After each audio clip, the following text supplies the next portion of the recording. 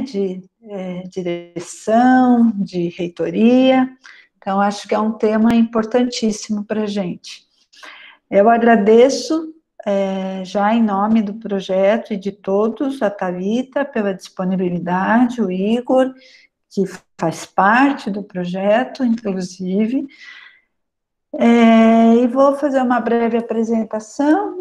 O Igor é estudante do curso de Ciências Biológicas, licenciatura, participante do grupo PET, né, e como ele mesmo disse, no PET há uma série de estudos e de discussões, e ele teve a oportunidade de estudar um pouco esse tema, e ele vai trazer para a gente essa discussão que ele fez.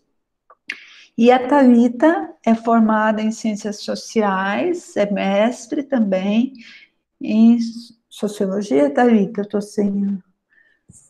E também fez Psicologia e é professora na rede básica, tá certo, Thalita?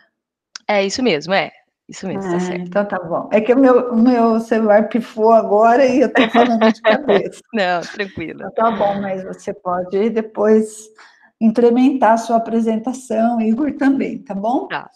Então, só para a gente iniciar, nós iniciamos com o Igor e depois passamos a palavra para a Thalita. Vocês decidem, né, se vocês preferem ir conversando, se vocês preferem expor e depois as pessoas se manifestam.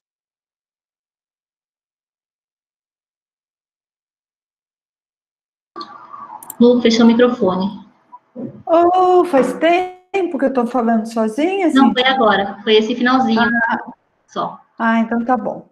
Então, como eu disse, a dinâmica fica com vocês, tá bom? Se vocês quiserem falar primeiro e depois abrir as questões, se vocês quiserem ir conversando com o público, com os demais participantes, fica a critério de vocês. Obrigada.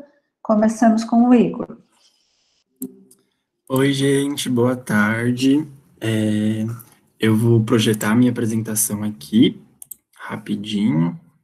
Se todos vocês conseguem ver.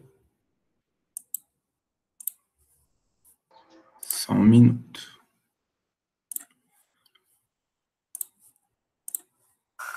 Aí. Todos vocês conseguem ver? Tá carregando, Igor. Agora sim. Perfeito. Eu só vou pedir para vocês fazerem as perguntas aqui no chat, e aí depois que eu terminar a exposição, eu tento responder, tá bem? Porque eu vou ficar sem ver o rostinho de vocês enquanto eu vejo a apresentação.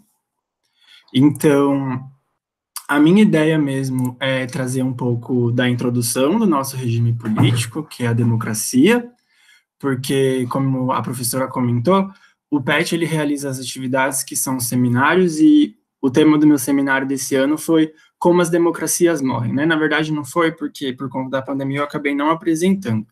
Então, antes da gente entrar para o tema de democracia nas universidades, eu achei interessante trazer um pouco desse contexto de como surgiu e o que é, para a gente estar um pouco mais embasado. E... Só um minutinho, rapidinho. Então, começando, né, democracia, uma introdução ao nosso regime político. Então, a democracia, ela tem uma etiologia de origem grega, onde demos significa... Só um minuto aqui que não tá... Aqui, agora, isso. Onde demos significa povo e kratos significa poder. Então, a gente pode traduzir isso como o poder do povo, né? Uma coisa que acontece, que é uma confusão, que quando a gente vê essa palavra, a gente costuma entender como governo pelo povo. Isso, se a gente for estudar a etiologia da palavra mesmo, não está certo, porque o poder, ele emana do povo. É como se o poder fosse o próprio povo, né? Então, é um pouco errado a gente dizer que esse poder é pelo povo. Outra coisa também é que aqui não importa quantas pessoas estão no poder. O que importa, né, que mesmo que tenha uma, duas ou várias pessoas no poder, é que todas as pessoas que componham esse regime político tenham elegido essa pessoa para esse regime, né, para esse governo. como grande exemplo de democracia na Grécia Antiga, a gente tem a cidade de Atenas, lá, especialmente no século V a.C., e Atenas era uma cidade democrata, mas não era toda a Grécia que era democrata, né? Porque ainda não era reconhecida como um país, eram várias cidades-estados. Então, Atenas era uma das cidades que tinha esse regime democrata. Tem uma frase do Renato Giannini Ribeiro, que foi um dos estudiosos que eu li, que expressa muito bem como esse poder surgiu, né, na cidade de Atenas, que diz o seguinte: inicialmente, as cidades eram governadas por reis. Assim lemos em Homero. Mas, com o tempo, ocorre uma mudança significativa. O poder, que ficava dentro dos palácios, oculto aos súditos, passa à praça pública. Vai para Tomesson. Tomesson significa meio, né? Que é o centro da aglomeração urbana. Ou onde essas pessoas se reuniam para a tomada do poder. Adquire transparência e visibilidade. Assim começa a democracia. O poder de misterioso se torna público, como mostra Vernante. Vernante é um grande estudioso da Grécia Antiga, principalmente na parte de mitologia, que também é uma referência para esses estudos de Grécia. E aí, em Atenas se concentra esse novo modo de praticar e pensar o poder. Então, essa nova forma de democracia que surgiu aqui em Atenas era uma coisa revolucionária naquele tempo, né? Porque, como eu disse antes, as cidades e os estados e os países, eles eram governados por reis, e não governado pelo povo. Como eu comentei, então, os gregos, eles distinguiam 3 regimes políticos, principalmente. Então, era a monarquia, que, como o próprio nome já diz, mono, de um. Então, a gente tem o rei no poder, e os súditos, em que todos os súditos estão submetidos às decisões do rei. Então, os súditos, eles não têm direitos, né, digamos assim, eles não têm uma influência na tomada de decisões que o monarca ou o rei tinha nessa época.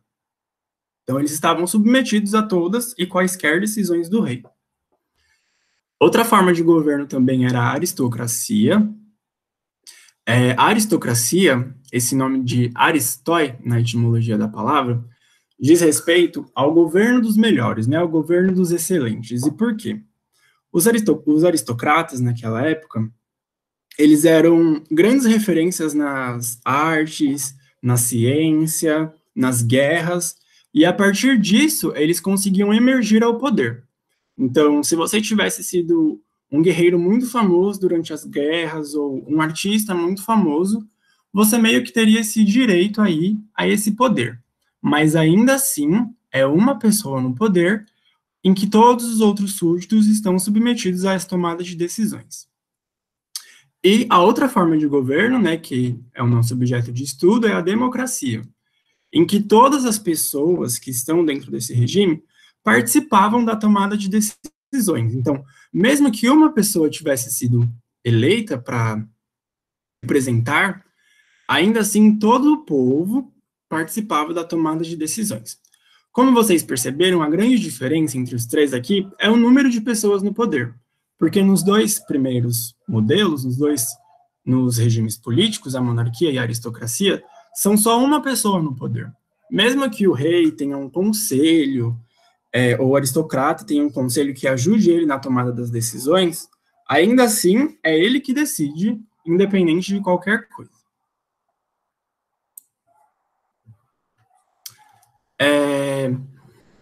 Então, como eu comentei com vocês, lá naquele Tomesson, a meio, que era a praça onde eles tomavam as decisões, o nome dela é Ágora.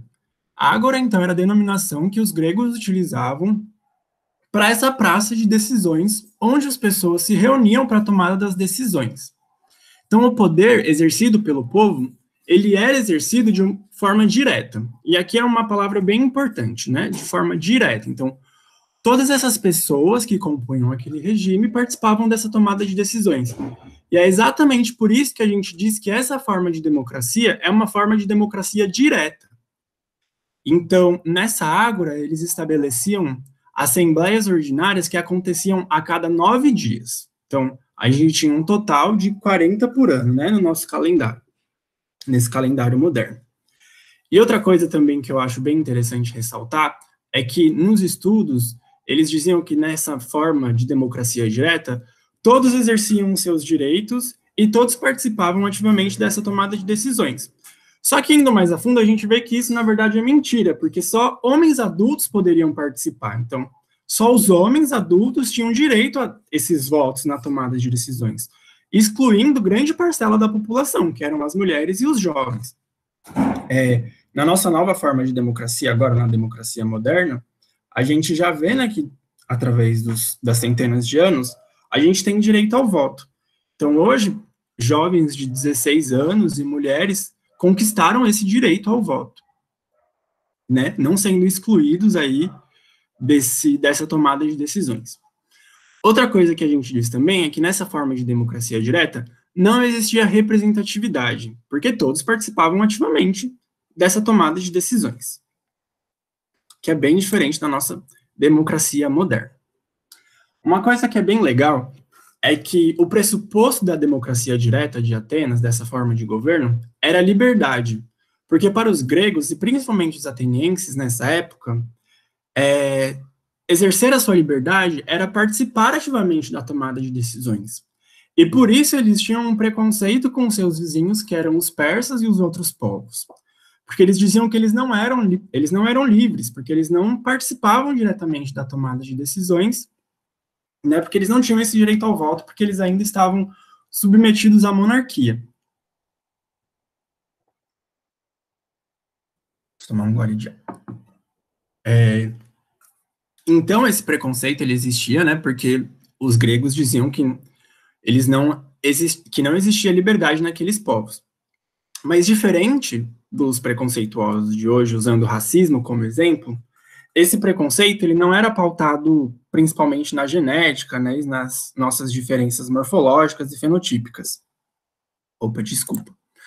Essa diferença era pautada na língua e culturalmente. Então, para os gregos, você era grego se você falasse a língua grega e se você estivesse incluso na cultura grega. Caso contrário, você não seria grego e por isso existia esse preconceito, porque aí você não teria sua liberdade. E aí, usando como exemplo agora, mostrando essa grande diferença da democracia direta para a nossa democracia moderna, tem uma análise, né, uma comparação muito boa, que diz respeito à nau do Estado. A nau significa basicamente navio, né? Então, por exemplo, se a gente for fazer uma analogia da nossa democracia moderna, nos dias de hoje, é como se a gente estivesse dentro desse barco, em que o povo, né, os súditos, nesse caso, eles estão no navio que seria o Estado. E o capitão do navio, na nossa democracia moderna, seria o presidente. Então, como bons passageiros, a gente passa esse tempo no navio durante a viagem, a gente paga os nossos impostos, mas ainda assim, a gente não participa da tomada de decisões, porque quem diz para onde o navio vai, qual direção ele vai tomar, quem mexe no mastro, vê a respeito dos ventos, ainda assim é o capitão, é ele quem decide. Então, coloque em xeque essa nossa forma de democracia, que é diferente da forma de democracia direta, né, mas continua sendo uma democracia. Outra coisa que se fala bastante também nos dias de hoje é sobre alienação, que o que acontece é que a gente conquistou o nosso direito ao voto, e então, dessa forma, a gente elege representantes, né, para nos representarmos nessa tomada de decisões, né, nas assembleias legislativas. Então, a gente elege vereadores, a gente elege o nosso presidente, e aí tem toda essa burocracia no nosso sistema político. Só que a grande crítica aqui é que, devido a essa toda burocracia e devido a toda essa segmentação do poder, digamos assim, acaba perdendo um pouco do sentido e o povo acaba perdendo parte desses direitos de participar ativamente da tomada de decisões, gerando essa alienação.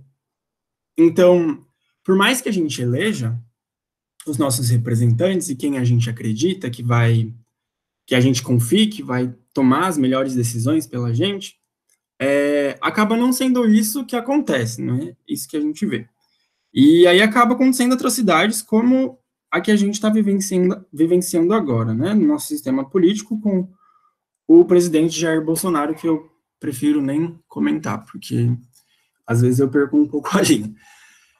E uma grande novidade dessa democracia moderna, então, são os direitos humanos, que eu vou comentar um pouco com vocês agora. Falando da democracia moderna ainda, a gente tem como grandes exemplos de países democratas a América do Norte e a França. Então, sem delongas e sem um grande preconceito a esse sistema político, a democracia foi implantada na América em 1776, após a Revolução Americana, assim como foi implantada na França, após a Revolução Francesa, em 1789. Então, existiram essas revoluções, né, para a quebra dos sistemas políticos vigentes antes, para que eles conquistassem essa democracia. E aí é aqui que nascem os direitos humanos, que eles vêm com a ideia justamente de limitar o poder do governante, porque, como eu expliquei para vocês antes, na monarquia ou na aristocracia, não existia essa medida, esse limite do poder do governante. Então, se o rei quisesse simplesmente parar de abastecer uma cidade para encher o palácio dele, ele poderia fazer isso e milhares de pessoas morreriam de fome. E aí, com o nascimento dos direitos humanos, que foi mais um acordo mundial, a gente acabou limitando o poder dos governantes. Mas ainda assim, queria colocar, né, em xeque isso para discussão de que os direitos humanos nos dias de hoje, na modernidade, eles são para quem? Porque ainda que a gente viva atrocidades nos dias de hoje e participe, veja muitas coisas acontecendo, esse contexto é completamente diferente para outros países, né? Os países que estão em guerra, que ainda assim milhares de pessoas morrem de fome, e mesmo que exista esse acordo de direitos humanos, eles acabam não alcançando essas pessoas. E quando alcançam, acabam sendo mascarados por um viés que não é literalmente esse de implantar os direitos humanos nesse país. Que, usando como exemplo também os Estados Unidos, né? Que dessa questão toda da exploração de petróleo e etc. Estou chegando aqui no fim agora para falar para vocês um pouco sobre essa história da democracia no nosso país, que ela se inicia em 1945, na Terceira República ou na República Nova. Então, é nesse período em que nasce a Constituição, que dá o direito ao voto direto, né? Então, a gente teria esse direito ao voto, de escolher os nossos representantes políticos, e nasce a Constituição, vetando também a censura que existia no país antes. Só que, infelizmente, no ano de 1964, como vocês já devem saber, aconteceu o golpe militar, que deu início à ditadura, quebrando, né, dando fim a esse regime político de democracia. E aí, então, a ditadura ela vai até o ano de 1985, que é quando a gente consegue conquistar o poder e tirar o poder das mãos dos militares de novo. E aí, nisso, nosso país passa por um período de redemocratização. Desculpa. E aí seria esse o quinto período da República no Brasil, né, que vai se iniciar em 1985. Eu acho que era mais isso mesmo que eu tinha para trazer para a gente começar essa discussão e ouvir a palestra da professora Thalita com um pouco mais de embasamento, lembrar, né, dessas aulas de história que a gente teve, lembrando sobre o que é a democracia e como ela surgiu. E aqui eu trouxe para vocês as minhas grandes 3 referências. Tem o canal Meteoro, que eu não sei se vocês conhecem, que é um canal que trata bastante sobre política e as atualidades que acontecem hoje, principalmente no nosso país. Esse livro, Como as Democracias Morrem, do Steven Levitsky e do Daniel Ziblatt, que é o livro do meu seminário do PET, que eu acabei não apresentando, e foi aqui que eu comecei a estudar um pouco sobre a democracia e acabei desenvolvendo esse interesse, né? E é muito interessante esse livro, porque ele trata especificamente sobre a democracia nos Estados Unidos, né? De como, através dessas centenas de anos, a democracia dos Estados Unidos tem sofrido atentados para que eles voltem a viver regimes totalitários. E, por último, esse livro do Renato Giannini Ribeiro, A Democracia, que é de uma coletânea também, que tem um outro livro com o título de A República, e tem um outro livro do Renato também, que é muito interessante, que é A Democracia nos Tempos de Internet, que aí eu recomendo para vocês. Então, eu acho que era mais isso mesmo. Aí queria agradecer e abrir então para as perguntas.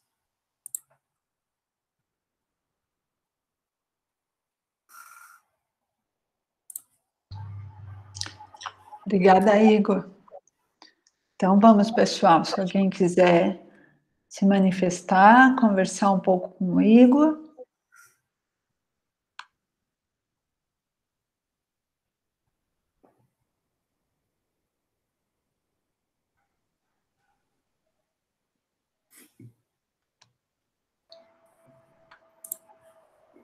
Acho que a gente pode deixar para a discussão final aí, os dois respondem as perguntas, o que você acha, Lu?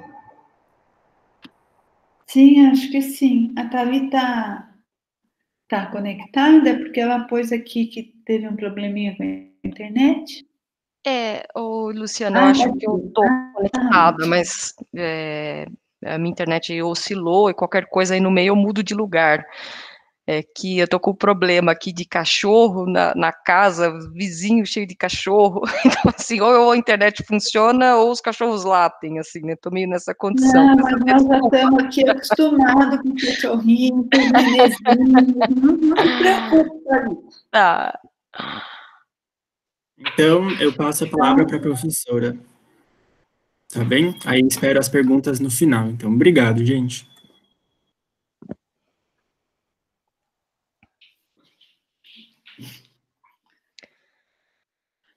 Thalita, pode, Tá. então, assumir Então, aí. assim, tá. Inicialmente, eu gostaria de agradecer ao convite do Guilherme, né, Guilherme Santiloni.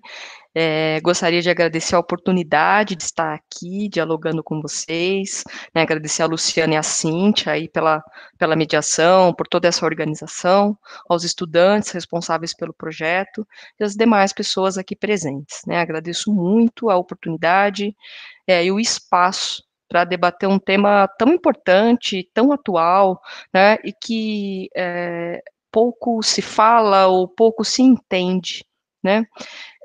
Eu, na verdade, vou começar dialogando um pouco com o Igor, né, eu não respondi, né, as questões, se alguém queria falar alguma coisa, mas vou começar, eu anotei algumas coisas que o Igor disse, né, e gostaria, assim, de continuar um pouco essa trajetória histórica da democracia que o Igor fez, né, vou debater um pouco sobre isso, e depois falar mais propriamente sobre a democracia na universidade, né. Então, assim, eu deixo aberto para quem quiser falar comigo, né, no meio, dialogar, ou colocar as perguntas no chat, né, que vocês fiquem à vontade, tá? Eu primeiro, né, gostaria de dizer que acho muito interessante estar aqui com os estudantes da Unesp, tenho um carinho muito grande por essa instituição, né, pela formação que a Unesp me proporcionou, estudei em 2 universidades públicas, em 2 momentos muito diferentes. Me graduei numa universidade federal, em 2004, onde havia um governo específico, né, então eu vou até falar os nomes dos governos aqui, mas não que isso seja exatamente uma filiação partidária ou nada do tipo, mas que isso interfere muito, né, para a gente entender, são questões que se pensa dentro das universidades públicas. Então eu me formei inicialmente numa universidade federal, no governo PT, e depois me formei numa universidade estadual, com o governo, né, do estado, PSDB. E não que, né, a gente passa por um processo hoje realmente de sucateamento e desmantelamento das universidades, sejam as estaduais, sejam as federais, né, esse investimento nas universidades, ele vem deixando de ser feito progressivamente, né, o que é, assim, muito triste, e algo que, como foi colocado pelo Igor, né, se a democracia é esse governo que ele é do povo, né, que é nosso, né, que o poder emana do povo, a gente constrói a democracia em conjunto. Então, acredito que uma das questões importantes aqui sobre a democracia na universidade é o quanto a gente é parte disso, o quanto a gente constrói essa democracia em conjunto. E a universidade é uma instituição importantíssima da manutenção da democracia, e o quanto nós também, né, mesmo dentro de um regime representativo, nós somos parte fundamental da construção da democracia no nosso país, né?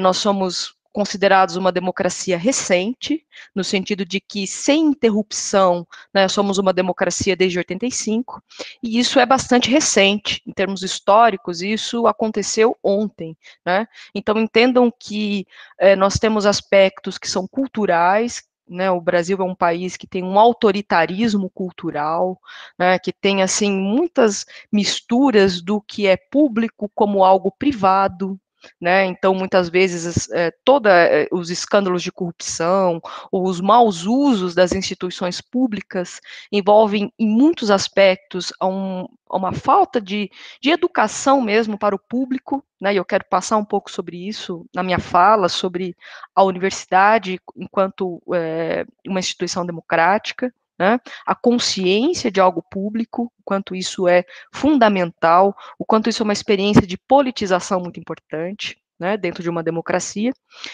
e também, né, pensar sobre como isso está nas nossas gerações, né, dizer que a redemocratização é um evento histórico, porque eu nasci em 85, então eu nasci na redemocratização, mas os meus pais nasceram na ditadura, né, a minha avó nasceu na ditadura.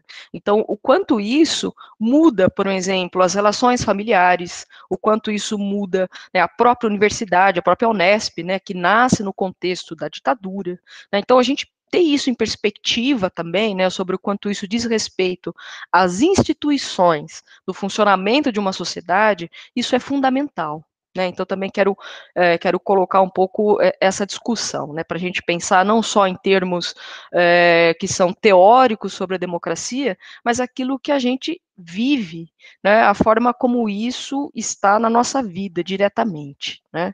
Então, assim, é muito interessante a exposição do Igor, né, no sentido de pontuar um pouco essa historização do termo democracia, a origem é grega, e é muito importante isso, porque toda vez que a gente faz esse estudo de origens, é no sentido de pensar o que mudou, o que permanece, ou se há, de fato, um compromisso com essa originalidade, né, com aquilo que é proposto por esse modelo, aquilo que foi proposto, né. Foi muito importante, né, o Igor colocar esses dois momentos históricos, porque a democracia surge na Grécia, mas a nossa democracia é a contemporânea, e que é uma democracia burguesa, né, então isso faz com que a gente pense hoje e questione, né, que está mais ou menos aí no fundo aí do que o Igor coloca, né, do pano de fundo, sobre que povo é esse, né? Então, se a gente está falando de povo, né, que povo é esse? Como esse povo é tratado? E como esse povo tem possibilidades reais de ser protagonista desse regime democrático? Então, como se alimenta, né, no sentido que envolve a educação, que envolve a intelectualização desse povo, né, que envolve uma série de coisas. Tá? Então, acho que isso é bem importante. O que eu anotei aqui, né, que é bem importante, aí que o Igor colocou, que de fato a democracia contemporânea ela vem trazendo a questão, né, da divisão de poderes, porque se coloca num momento histórico de um regime absolutista, das monarquias, e que o rei ou a rainha, né, eram soberanos absolutos, e o quanto era muito importante, né, era fundamental para as mudanças políticas do período do iluminismo, né, e toda a crença no poder redentor da política nesse momento histórico, né, o quanto a política, a democracia pode resolver os problemas humanos, seria fundamental, como parte formal dessa democracia, a divisão de poderes. Né? Então, existem ali teóricos importantes do momento, como o Montesquieu, que fala sobre a divisão de poderes, executivo, legislativo, judiciário, né, que são propostas que se mantêm até o dia de hoje, até os dias de hoje. Existe aí também, né, a proposta do John Locke com a democracia representativa, né, que foi colocado aí no momento e que é um regime burguês. E é por isso que a gente encontra essas contradições, né? Então, a própria burguesia, que chega no poder com a Revolução Francesa, ela sufoca depois movimentos populares, e ela cria mecanismos, né, que de alguma maneira dificulta que alguns grupos cheguem ao poder. Né? Então, o que a gente enxerga? Que os Estados Unidos, e essa é uma grande contradição da democracia, e que somente, né, mesmo o regime começando com essas contradições, né, que são os interesses da classe que coloca essa democracia, historicamente, que é a democracia burguesa, ela tem um espaço, né, ela tem uma arena política que permite a construção dos direitos para esses grupos, né? Porque o que é importante? O Igor coloca aí a questão dos direitos humanos, né? Mas o que a gente tem aqui são os direitos civis, que é o primeiro direito construído, conseguido nesse momento, né? O que são os direitos civis? São aqueles que são garantidos automaticamente ao se fazer parte de uma sociedade. Por que os burgueses colocam os direitos civis? Porque antes se vivia num regime feudal, e existia todo né, o que as monarquias eram? Regimes aristocráticos. O poder está concentrado naqueles que são considerados os melhores. E o que os burgueses inauguram com o capitalismo? Uma sociedade de classes. E os burgueses, eles enriqueceram, né, como uma classe de comerciantes, isso foi permitido que eles tivessem as suas atividades comerciais, e depois que eles enriquecem, eles querem o poder. E como eles iam se distinguir? Como que seria possível, então, numa sociedade estamental, onde os nobres eram sempre melhores, como era possível criar uma igualdade perante a lei? Né? Então, vocês entendam que a democracia, ela começa como um regime burguês, ela tem a projeção da igualdade perante a lei. A igualdade social, os direitos sociais vão ser requisitados posteriormente, tá? Mas ali no século XIX, já no século XVIII, muitas bandeiras são levantadas, né? E isso não significa exatamente socialismo, embora o socialismo seja um movimento, né, que critica essa democracia, né? Há uma crítica à maneira como esse é um regime burguês. Entendam que já se percebe alguns limites do quanto essa democracia iria oferecer, de fato, a igualdade social. Então, isso foram direitos que foram sendo conquistados, porque a própria categoria povo foi se construindo historicamente. Tá? Porque essa democracia que pareceu, né, trazer a liberdade, é uma bandeira importantíssima, tá? Nós precisamos da liberdade, né? Foi uma bandeira política muito importante de ter sido levantada, mas a população, dentro dessa própria democracia, começou a dizer, olha, nós queremos mais, nós não precisamos só de liberdade, nós precisamos de igualdade, nós precisamos, né, que isso se efetive de fato. E depois eu trago para vocês um pouco as distâncias entre uma democracia formal, colocada com regras, né, é um pré-requisito básico. Nós temos hoje uma democracia formal no Brasil, inclusive com um sistema eleitoral, né, por todas as críticas que a gente possa fazer, que é elogiado no mundo inteiro, porque o voto é obrigatório, o país é enorme e as coisas tecnicamente funcionam bem, né? Mas o que nos incomoda hoje é o quanto, em substância, há limites da efetivação dessa democracia. Né? Então, se a universidade pública é do público de fato, que público é esse que está na universidade? Né? Então, esse tipo de questão hoje é colocado no momento histórico em que a gente vive. Talvez no momento histórico em que essas universidades foram criadas, esse tipo de discussão não estava amadurecido, porque não tínhamos, de fato, instituições que eram democráticas ao ponto de permitir esse tipo de reivindicação, esse tipo de questão, tá? Então, assim, isso né, colocando que os direitos civis, então, eles foram importantes, fundamentais, que o princípio do direito civil é o seguinte: todos são iguais perante a lei. Isso hoje, né, gera um pouco de controvérsia, nem todos, né, hoje se luta pela efetivação disso tudo, né, então o próprio movimento, né, Black Lives Matter, o que os negros americanos estão colocando? Olha, os direitos civis aqui são parciais. Se uma pessoa for negra, ela tem menos direito à vida do que outras pessoas. Então, vocês estão entendendo, né? O quanto hoje diversos segmentos da sociedade se mobilizam para que essas agendas democráticas elas sejam efetivamente cumpridas. Né? E o mesmo vale, guardadas as proporções históricas e culturais dentro do nosso país. Né? Então, assim, só para concluir aqui, né, esse raciocínio, é importante pensar, né, então, que de lá para cá, a própria Constituição americana, que é de inspiração para a América, que é de inspiração para o Brasil, né, que, como o Igor coloca aqui, sai na frente, se destaca, esse mesmo país não permite que os negros sejam cidadãos. Então, os negros... Só que o que é o interessante?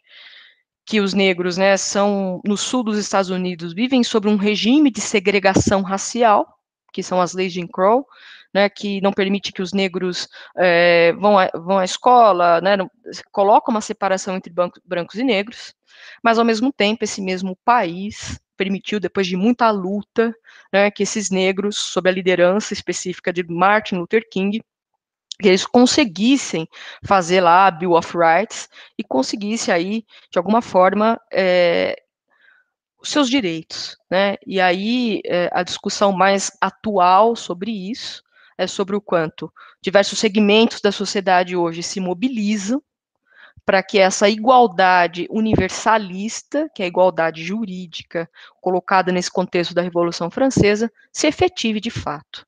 Então, o que esses grupos querem hoje? Equidades e não a igualdade, né? Aqui, peraí, só ver o Daniel. Já respondo, Daniel. Já te respondo isso aqui, tá? Então, só para, né, fechar, acredito aqui também, né, já vou falar um pouco das universidades, né? Eu queria fazer um pouco esse debate que fosse como uma linha histórica, então foi ótimo que o Igor colocou isso, e agora eu só, né, assim, faço esse diálogo agora com o Igor. E também, a democracia, quando ela surge na Grécia, ela foi, assim, ela é diferente das concepções que a gente tem agora, né, porque a nossa referência é a contemporânea, e também porque os gregos, eles não só criaram a democracia, como criaram a política, né, e criaram a política porque eles criaram uma esfera autônoma de administração, né, das cidades. E aí surge toda uma discussão sobre o que é público, uma esfera pública independente de outras formas de poder. E essas outras formas de poder era o poder militar, era o poder patriarcal das famílias, e era o poder religioso, né? Então, assim, quando a gente compara no mesmo período histórico o governo da Grécia, né, de Atenas especificamente, com o governo do Egito, dos faraós, o que é perceptível? Que ali o faraó ele tinha poder político porque ele tinha poder religioso.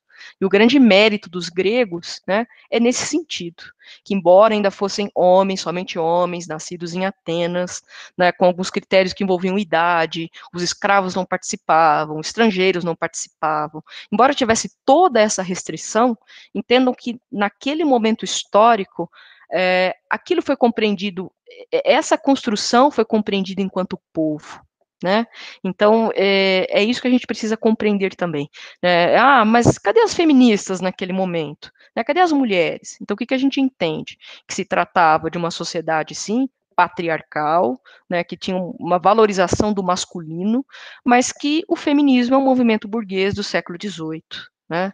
Então, assim, realmente seria um anacronismo histórico, embora a gente possa notar a ausência das mulheres, a forma como elas foram tratadas, né, historicamente, esse tipo de questão, tá?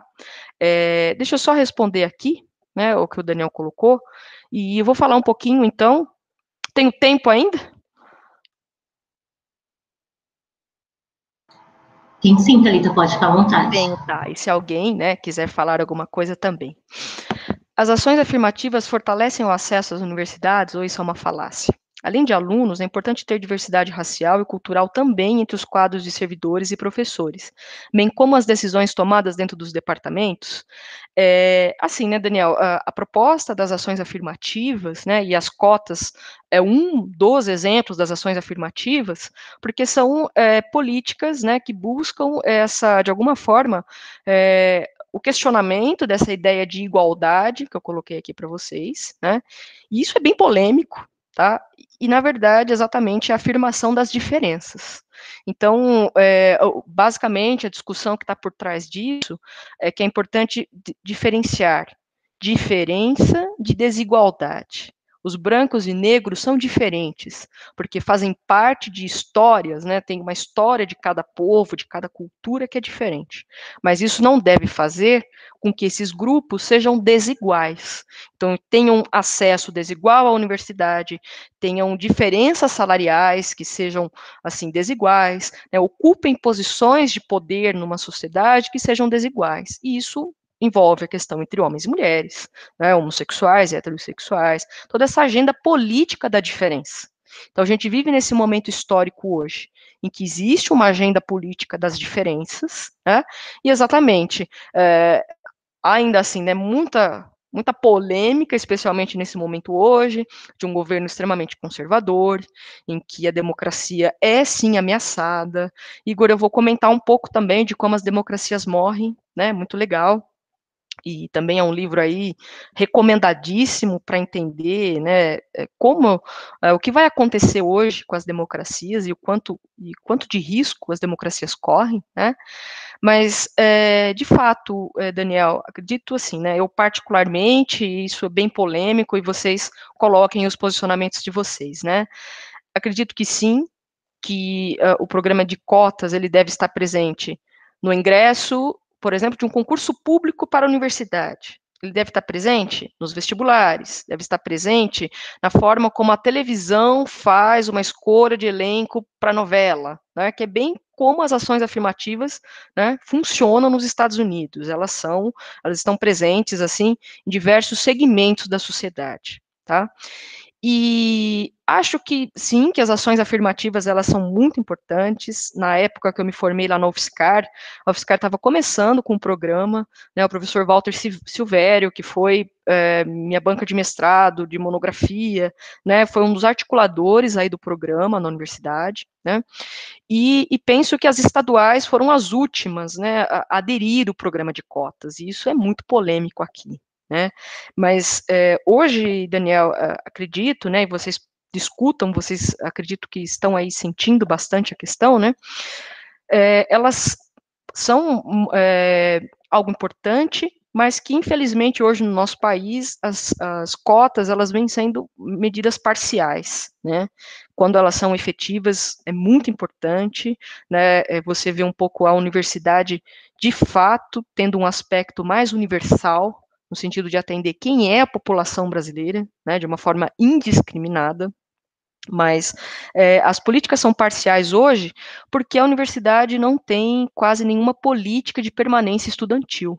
Então, nós estamos, assim, no sucateamento, não tem restaurante, não tem moradia, não tem uma série de coisas. Então, claro que isso não anula a política de cotas, mas que sem essas políticas de permanência estudantil, fica difícil, né, para que muitos alunos se mantenham. Isso envolve o quadro de cotistas, que são raciais, que são sociais, né, e as pessoas que chegam na universidade, que é exatamente uma universidade pública, né, que deveria ser de acesso para toda a população de uma forma indiscriminada.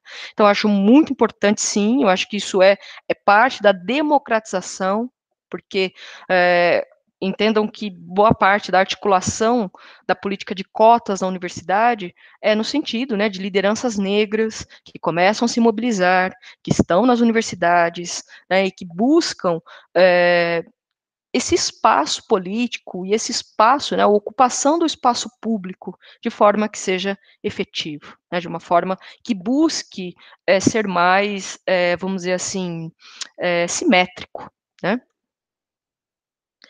Que o racismo seja uma questão da cultura provinda de tempo da escravidão, que foi passada de geração adiante. Talvez a solução para o completo fim do racismo seja reeducar as gerações. Com certeza, Maria. Tanto que uma das contradições que a gente vê, né, com as cotas é que elas buscam aí a formação, né, tentar um pouco mudar esse quadro que é do racismo estrutural, no sentido de que os negros estão, né, acabam se tornando menos qualificados, tendo salários menores, e que o ingresso na universidade seria uma forma de mudar isso, né? Então, com certeza, isso atua estruturalmente num racismo reproduzido na nossa sociedade, né? Mas, assim, é muito louco pensar o quanto isso é cultural no nosso país, sem sombra de dúvidas, e todas as contradições, gente, que a universidade pública encontra na implementação do programa de cotas. Então, por exemplo, lá na Unesp, né, em Bauru, eu estava estudando lá quando aconteceu aquela polêmica com o professor Juarez, né, que ele recebeu, o professor de jornalismo, né, ele recebeu uma injúria racista dentro da universidade, foi escrito lá no banheiro para ele, né, e assim, foi muito pesado aquilo tudo. Então, aquilo fortaleceu muito o movimento negro dentro da universidade, as pessoas passaram nas salas de aula discutindo aquilo tudo. Foi assim, ao mesmo tempo que existia todo aquele grupo, né, fazendo discussões nunca pensadas ou nunca tinha espaço para reconhecer aquilo, que aquilo foi uma prática racista, e se disse, né, colocou ali toda a contradição de ter uma faxineira negra que limpou aquilo, foi muito triste, assim, sabe, você fala, poxa, mas se a gente está aqui, na elite da universidade, né, que tecnicamente passou por uma formação cidadã, está dentro das melhores universidades do Brasil, né, da América Latina, acabou de sair o ranking novamente, na Unesp está lá, entre as 10 melhores, né, como a gente pode ter essa mentalidade? Aí você entende que não democratizou, mas que esse incômodo e essa resposta que foi produzida dentro dessa universidade sinaliza para a democratização. Né? Então, os movimentos negros lá se fortalecendo, passando na sala de aula, né? E o próprio professor Juarez, que já é alguém que já se posiciona muito sobre isso, passou na televisão, né? Teve uma grande repercussão. Então, o que é interessante sobre isso? Que, de repente, as práticas racistas, elas já estavam acontecendo, mas elas eram empurradas para debaixo do tapete. E hoje, isso é denunciado no horário nobre da Rede Globo. Então, acredita-se, né, numa democratização, ou o quanto esses grupos começam a ocupar, de alguma forma, os espaços e falar sobre o que está acontecendo, né? Então, eu me lembro que na Unesp mesmo começou essa discussão de cotas, acho que tem uns 3, 4 anos que a Unesp começou a adotar. Eu me lembro assim de chegar lá em Bauru e ter um banco assim escrito, reservado para os cotistas, sabe? Coisas bem hostis mesmo, mensagens bem hostis. Eu não sei como que é aqui em Botucatu, né? Mas lá em Bauru, assim, é um campus muito diverso, né? O maior campus da Unesp, tem institutos de exatas, institutos de humanas, né? A Faculdade de Ciências, e assim, a coisa mobilizou muito ali dentro do campus, né, essa coisa, e peguei, assim, praticamente, o curso foi 5 anos, praticamente 4 anos de greve, né, e o pessoal também, eleição para reitoria, né, e o pessoal discutindo lá na época a paridade no voto, o quanto o voto dos alunos valiam menos que o voto dos professores, várias discussões, né, eram colocadas ali naquele contexto. Gente, tudo bem? Alguém quer falar alguma coisa? Porque agora eu vou mudar, né, fazer uma fala mais organizada. Então, assim, né, no final das contas, o que eu preparei para falar hoje, acabei falando aqui indiretamente, de uma forma menos organizada, né, mas, no geral, era a mensagem que eu queria passar para vocês. O tema democracia na universidade é muito importante, porque, como o Igor colocou, a nossa democracia está ameaçada, né, e, realmente, cada vez mais, a gente precisa arregaçar as mangas, porque a gente faz parte desse processo. E não dizer que é nossa culpa ou que a gente vai carregar tudo nas costas, mas que toda essa mobilização, como, por exemplo, essa discussão, esse grupo, né, toda essa história que eu contei para vocês da Unesp, todas essas coisas, elas são sintomas que a sociedade está reagindo, né, então isso é muito importante. Tá?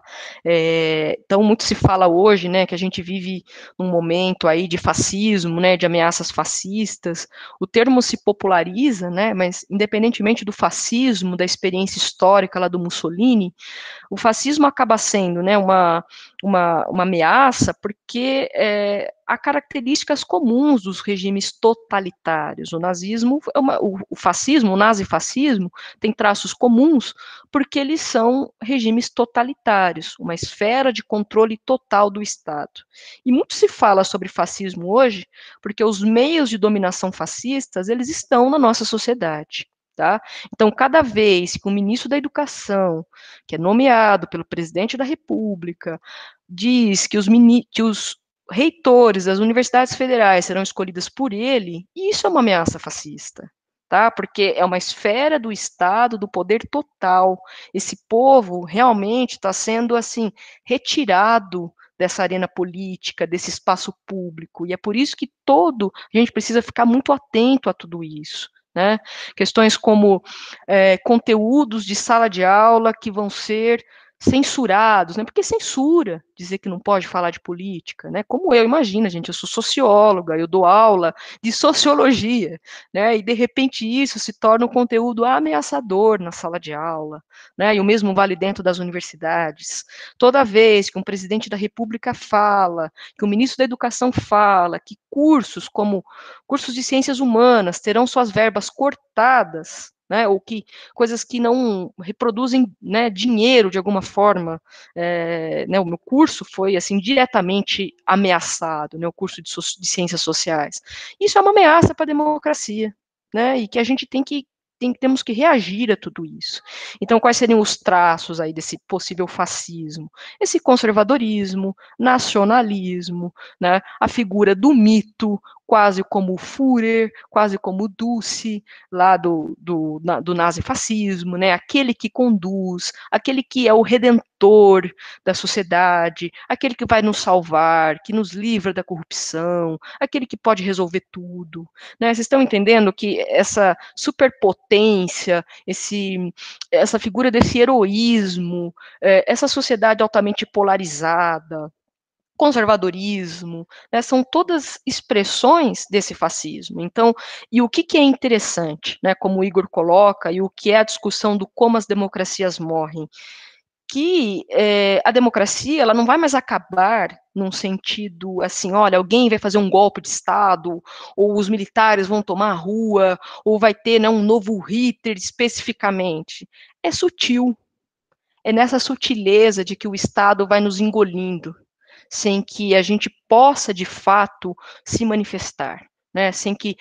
O que é uma universidade que não ouve os estudantes? O que é uma universidade que não tem respeito pela comunidade acadêmica, que não pode produzir ciência? Então, isso é totalitarismo. Tá? Esse tipo de controle das artes, das formas de expressão, liberdade de expressão. Então, entendam que a democracia, né, e como as pessoas, e por que no nosso país essa ameaça ela é efetiva, assim? Porque a gente tem um país, né, infelizmente, com uma educação que hoje, assim, a gente chegou em gerações que receberam educação, a gente conseguiu combater de alguma forma o analfabetismo, uma série de coisas, mas que educação é essa? Né? Então, isso até inclusive uma fala lá da deputada Tabata Amaral. Né? Então, hoje, essas gerações, elas querem educação de qualidade. E isso é uma pauta, né, assim, fundamental da democracia. Então, vocês entendem isso? Né? Que a gente precisa exigir esse tipo de coisa, porque isso é nosso. Né? E nós temos por questões que são culturais, né, por questões históricas, existe uma despolitização do nosso povo. Né?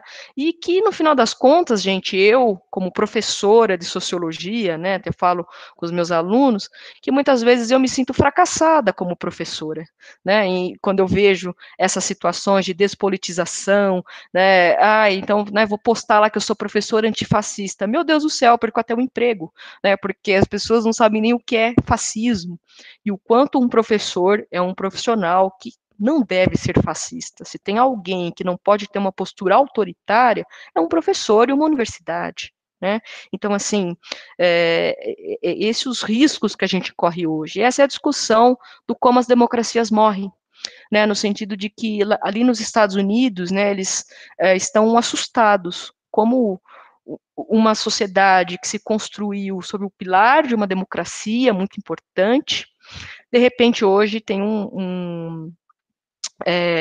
assim, chega assim, chega num ponto que os americanos estão assustados com as medidas antidemocráticas, né, do Trump hoje, né?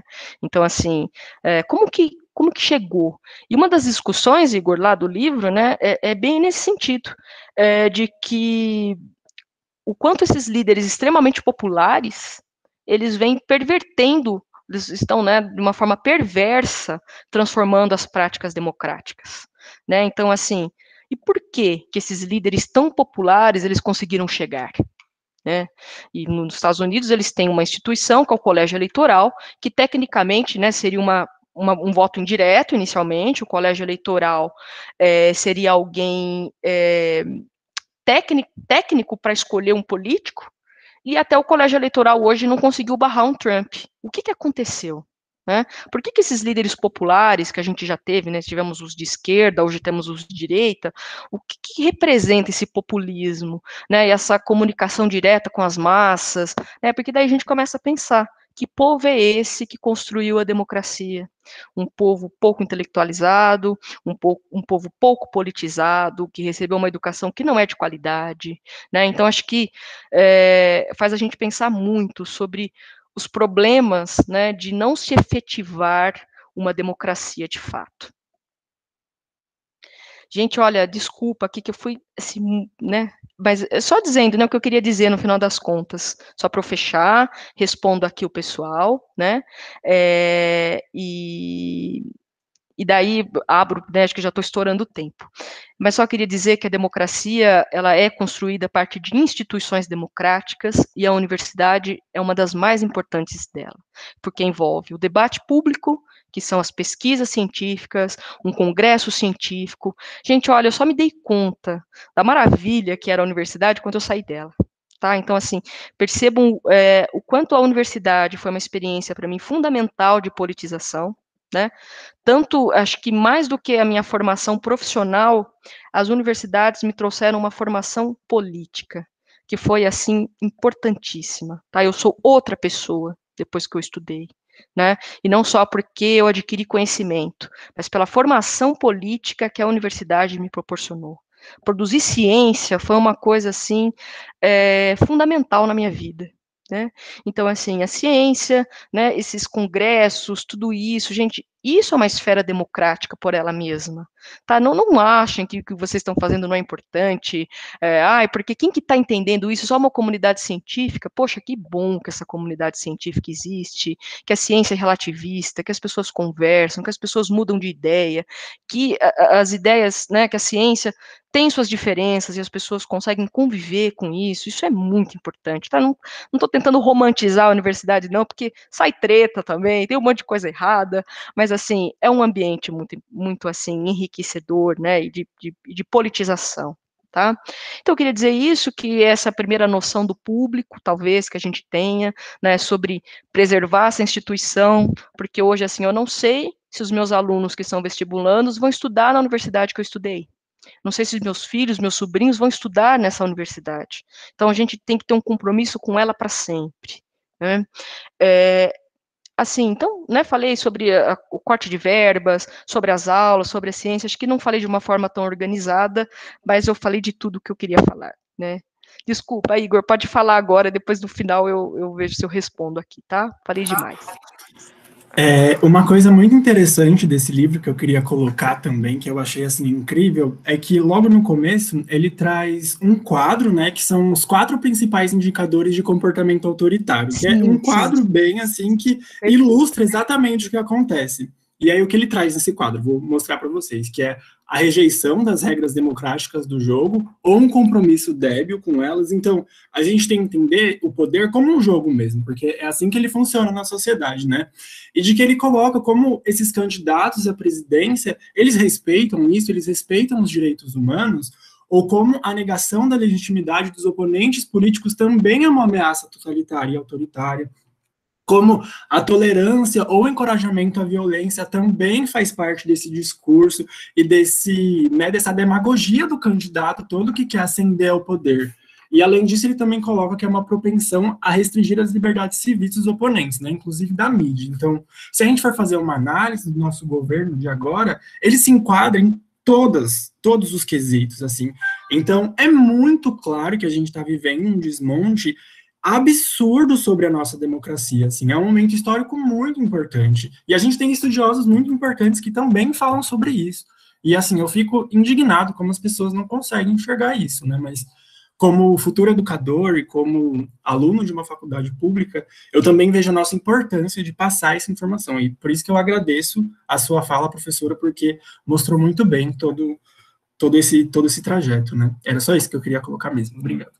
Nossa, ótimo, Igor. Realmente, esse quadrinho, né? Ele é ótimo mesmo, né? Porque mostra exatamente isso, que essa coisa que a gente vive hoje, de bolsomito e petralha, já não é mais democrático, né? É porque a democracia, dentro da sua estrutura, é um regime de conflitos. Isso é ótimo. Toda essa divergência, né? As pessoas, a gente tem no mesmo espaço hoje acontecendo uma manifestação pedindo volta à ditadura, né? E uma manifestação antifascista. A gente tem isso no mesmo espaço no nosso país hoje. Isso é democracia, né? No sentido de que há um conflito colocado e a função do Estado é mediar esse conflito, né? Agora, tudo que você falou, Igor, recorrer à violência, né, descrédito do oponente, tudo isso é muito sério. E assim, né, só para fechar, acredito que as democracias representativas vivam uma crise, tá? Então a gente não sabe em quem vai votar, nos Estados Unidos eles também não, em diversos países do mundo, então a gente vive uma crise mundial do regime representativo, né? E assim, e o quanto isso vem, né, criando um espaço para essas coisas que a gente vem passando hoje, né? Então, assim, eu vou responder aqui brevemente, porque acho que já estou estourando o tempo, né? É, Murilo, minha pergunta vai mais para uma curiosidade. Como você observa a pandemia como um evento que escancara as desigualdades de forma extrema? Não, Murilo, acredito que isso é bem importante, inclusive para a democracia. A pandemia hoje vem mostrando uma tendência a ditaduras, tá? Porque o poder político ele está sendo desacreditado, porque vocês que são das ciências biológicas, assim, devem estar ainda mais desesperados, porque vocês entendem um pouco mais, né, o que está acontecendo e o quanto a ciência é isso mesmo. A gente sabe uma coisa hoje, amanhã mudou tudo, é outra, e com esse vírus também. Então, muitas lideranças políticas veem a sua autoridade ameaçada diante aí da forma como vem acontecendo a pandemia, e assim, diversos países no mundo, leste europeu, Rússia, Brasil, Estados Unidos, vem assim, o próprio Putin na Rússia aproveita ali a situação para para dar uma burlada na regra, assim, meio assim, né? Então eu vou ficar no poder por mais um tempo, mas é democracia, tá? Então isso já está acontecendo em várias partes do mundo. E no Brasil, Murilo, né? As análises, vocês são de ciências biológicas, podem falar isso muito melhor, né? Mas vem se falando muito que o corona, né? Hoje, o que se sabe hoje, né? Muito provavelmente vai se transformar numa endemia no nosso país, quer dizer, na América, hoje eu vi, né, se falando sobre isso, a OMS, que vai se começar a se investigar o que está acontecendo, né, por que o vírus, né, por que está aqui, o que está acontecendo, por que está tanto tempo, né, aqui nos países da América, e também, assim, isso escancara as nossas desigualdades, e o coronavírus se tornou mais uma diversidade da população brasileira, né, então, assim, lavar a mão se não tem saneamento básico, né? Começou por aí, né? Fazer isolamento não tem casa, né? Então, assim, que nível que a gente chegou, né? Escancara muito, Murilo, sem sombra de dúvidas. Matheus, eu não sei se eu entendi aqui o que você quis dizer, como dar aula de humildade e empatia. Só o exemplo já basta? Você está falando sobre alguma questão pontual? Não sei se eu entendi. Seja no acesso à saúde, educação, dentre outros direitos fundamentais.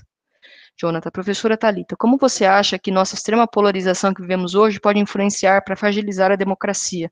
Olha, Jonathan, a gente tem que tomar muito cuidado, tá? Esse debate ele é importante, essa divergência é importante, porque quando todo mundo pensa igual, ninguém pensa, mas existe algum limite aí disso que está acontecendo, né? Então, eu tenho liberdade para ser nazista? Não, não tenho. Eu tenho liberdade para ser racista? Não, não tenho. Tá? Então, assim, a gente vive realmente uma fragilidade aí, mas que essa oposição, de alguma forma, ela é importante, tá? As oposições, elas são importantes, mas a gente tem que tomar cuidado com as ideologias que estão por trás disso, e a forma como está sendo conduzida esse conflito, tá? Então, isso é perigoso, a forma como isso está sendo conduzido. A partir do momento que eu transformo o meu opositor num inimigo, que merece morrer, que ele é menos desqualificado, que ele é menos humano, né? Toda essa violência que muitos grupos estão sofrendo hoje, né? Então, assim, a gente tem que tomar cuidado com isso, com essa desumanização do outro. A universidade é uma ferramenta que resolve quase todos os problemas da sociedade. Poxa, poderia muito, né, Matheus? Os projetos de extensão, né, devolvem isso para a sociedade, né? A universidade é uma esperança mesmo, né, que a gente tem hoje. Tá? Recomendo um texto para vocês aí do Saramago, né, que é Democracia e Universidade, tá? Que faz assim toda essa discussão que a gente está fazendo um pouco aqui, tá? Você poderia comentar um pouco mais, tá? Os representantes do governo não tiveram acesso à educação? Na verdade, Matheus, o problema hoje é que não é que elas não tiveram acesso, elas tiveram, eles transformam hoje a democracia um lugar que é interessante só para eles, né? Então, assim, esse é o problema. Está bloqueado esse caminho para o povo. Então, eles estão fazendo aí, o próprio Matheus falou da plutocracia, né? Então, o que é isso? É um interesse das classes dominantes que detêm o poder econômico. Então, os grupos que estão no poder, elas não têm uma consciência para o público, elas fazem uma privatização desse espaço, seja no desvio das verbas, seja no projeto de nação que elas têm um projeto de nação que interessa só a elas, né, e que não é democrático de fato. Aqui é a professora, né, falando para falar sobre a participação dos estudantes. Acredito que seja na universidade que muitos de vocês aprendam o que é uma assembleia, o que é uma deliberação. Gente, isso é importante. Participem dessas coisas, tá?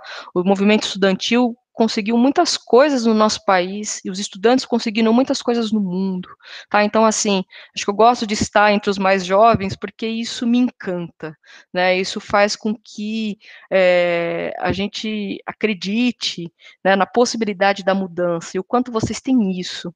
E a universidade, ela possibilita, né, essa participação, desde as pesquisas de ciência que vocês podem fazer, os projetos que envolvem os projetos científicos, os projetos de extensão, porque isso é uma forma de devolver para a sociedade, né, desde questões também como a própria organização do movimento estudantil, e que traz pautas, né, para a universidade, para fora da universidade, que é a formação pessoal. A universidade hoje está cheia dos coletivos, que são as organizações dos movimentos sociais, que têm questões identitárias muito importantes, como o movimento feminista, movimento negro, movimento LGBT, né? Então, assim, desde essas que são identitárias, que são as mais novas, até daquelas mais tradicionais, né, que são os famosos DCEs, né, os diretórios acadêmicos, e toda, né, que participa ativamente dessa hierarquia e dessa estrutura da universidade. Sim, Maria, falta informação, falta educação, né? Falta uma série de coisas. Sim, as pessoas manipulam, né? Toda essa estrutura a seu favor. Eliane, como alunos devem lidar com professores orientadores que possuem postura autoritária, né? Olha, isso é um grande desafio, Eliane, e é difícil, né, porque muitas vezes o professor se aproveita dessa hierarquia, né, e que hoje, o que os alunos podem lutar, né, para que existam órgãos para que essa luta não fique num campo que é pessoal, né, olha, então é o aluno contra o professor, não, é racismo, não, é abuso, né, então é importante que a universidade também se estruture nesse sentido, que pode começar com a organização de uma comissão de alunos, né, e esses órgãos vão se tornando aí fiscalizadores, né, de questões. Eu vivi situações, Eliane, não fui, né, vítima de nada disso, mas pessoas próximas a mim, e foi, assim, bem difícil apurar tudo isso, né, e que a partir da questão que aconteceu com a aluna, a universidade, né, a partir da mobilização dos alunos, criaram conselhos que pudessem apurar essas questões e que são, assim, importantíssimas. Pô, agora não vou falar mais nada.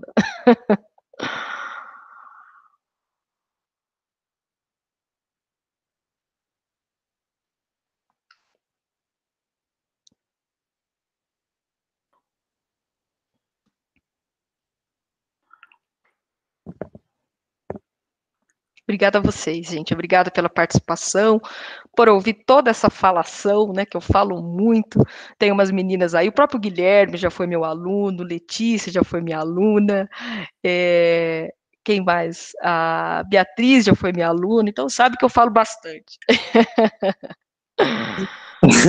Não, mas foi ótimo, Thalita, foi ótimo. Acho que é um tema super legal para a gente trazer, a gente discutir, porque muitas vezes a gente, como estudante, a gente precisa ter essa noção e às vezes a gente não tem, né? Que a gente acha que a gente fica muito no discurso e a gente esquece de que isso é parte das nossas ações, né? E está muito na nossa mão construir e manter isso, né? Sim, com certeza, Guilherme.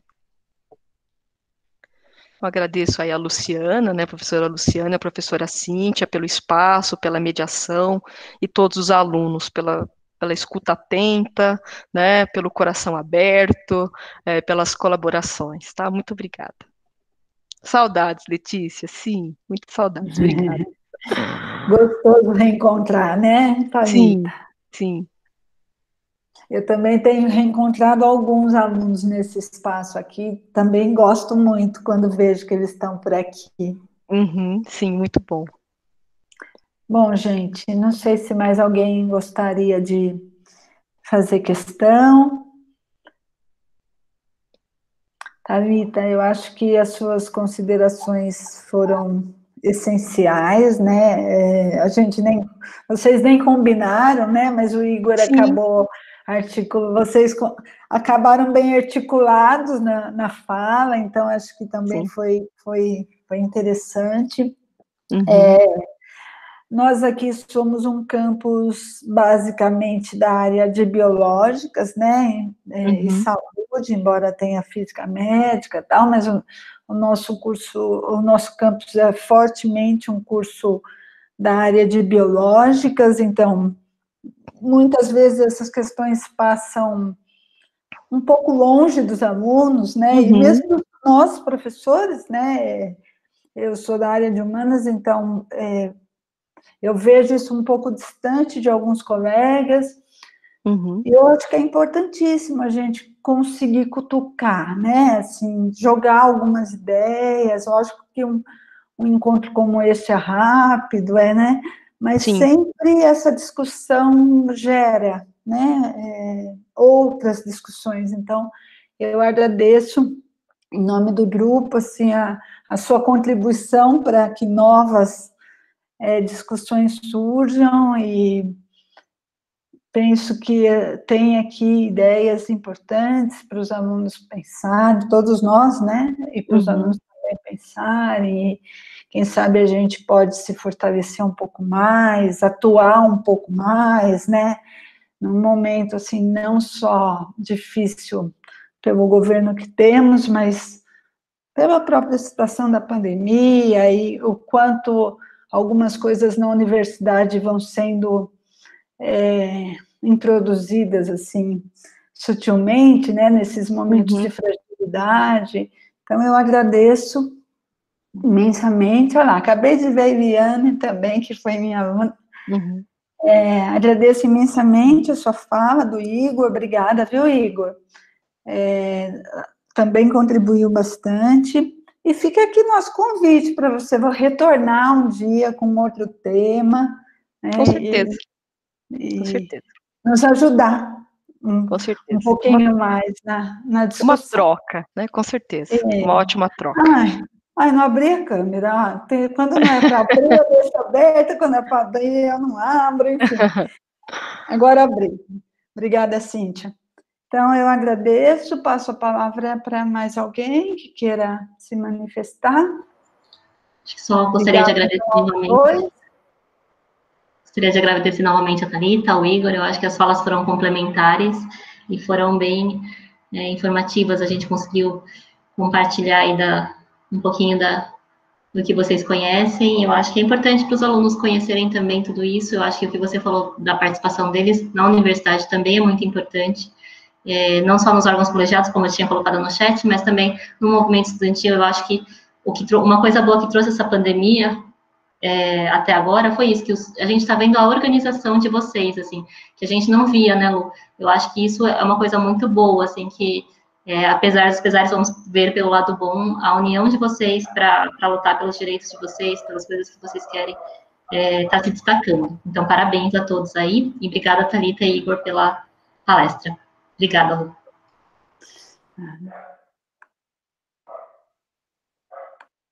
Grupo. Bom, Guilherme, obrigada, viu, pela mediação. Não vi que você ia falar. Obrigada todo mundo. Por nos apresentar, Thalita. Obrigado a vocês, também agradecer a Thalita de coração pelo convite, por aceitar o convite, né, e, bom, muito obrigado. Acho que foi super enriquecedor para todo mundo.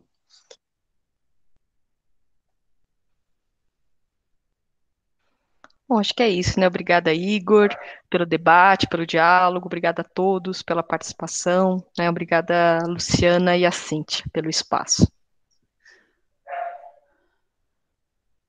Então, só, por favor, não esqueçam de fazer a avaliação, por causa do certificado, né, Cíntia? Isso mesmo, eu esqueci de falar. Essa fala é da Cíntia, mas hoje eu roubei. Então é isso, gente. Boa noite, bom descanso. Thalita, você, por favor, me manda um e-mail para eu poder encaminhar para você o certificado. Do Igor eu tenho, eu encaminho, tá bom, Igor? Sim. Tá certo, muito obrigado, viu, gente? Boa noite. Obrigada a todos, viu? Boa noite. Boa noite. Boa noite, gente. Obrigado.